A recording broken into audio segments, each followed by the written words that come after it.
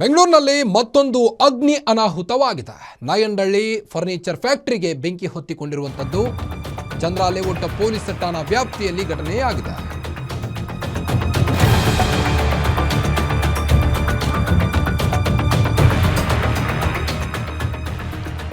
ಬೆಂಗಳೂರಿನಲ್ಲಿ ಮತ್ತೊಂದು ಅಗ್ನಿ ದುರಂತ ಸಂಭವಿಸಿದ್ದು ನಾಯಂಡಹಳ್ಳಿ ಫರ್ನಿಚರ್ ಫ್ಯಾಕ್ಟರಿಗೆ ಬೆಂಕಿ ಹೊತ್ತಿಕೊಂಡಿದೆ.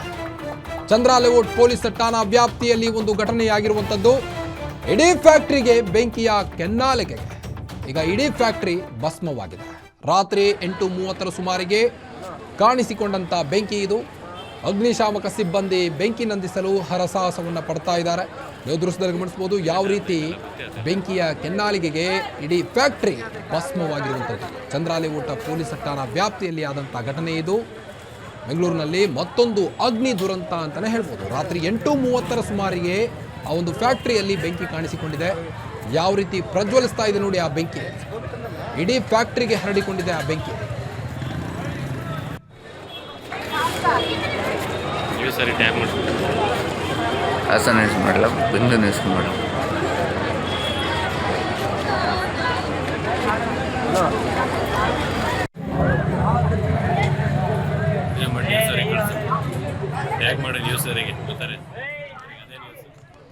ಮತ್ತೊಂದು ಅಗ್ನಿ ದುರಂತ ಆಗಿದೆ ಸಿಲಿಕಾನ್ ಸಿಟಿಯಲ್ಲಿ.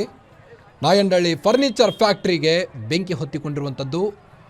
ಯಾವ ರೀತಿ ಬೆಂಕಿಯ ತೀವ್ರತೆಯನ್ನು ನೀವು ಗಮನಿಸಬಹುದು ದೃಶ್ಯದಲ್ಲಿ. ಚಂದ್ರ ಲೇಔಟ್ ಪೊಲೀಸ್ ಠಾಣಾ ವ್ಯಾಪ್ತಿಯಲ್ಲಿ ಆದಂಥ ಘಟನೆ ಇದು. ರಾತ್ರಿ 8:30 ಸುಮಾರಿಗೆ ಬೆಂಕಿ ಕಾಣಿಸಿಕೊಂಡಿರುವಂಥದ್ದು.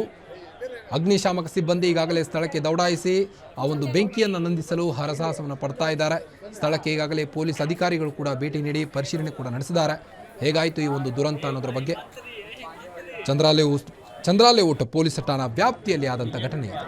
8:30 ಸುಮಾರಿಗೆ ಆ ಒಂದು ಫ್ಯಾಕ್ಟರಿಯಲ್ಲಿ ಬೆಂಕಿ ಕಾಣಿಸಿಕೊಂಡಿದೆ. ಈ ವೇಳೆ ಆ ಫ್ಯಾಕ್ಟರಿಯಲ್ಲಿ ಕೆಲಸ ಮಾಡ್ತಿದ್ದಂಥ ಎಲ್ಲರೂ ಕೂಡ ಭಯಭೀತಗೊಂಡಿದ್ದಾರೆ. ಚಂದ್ರ ಲೇಔಟ್ ಪೊಲೀಸ್ ಠಾಣಾ ವ್ಯಾಪ್ತಿಯಲ್ಲಿ ಆದಂಥ ಘಟನೆ ಇದು.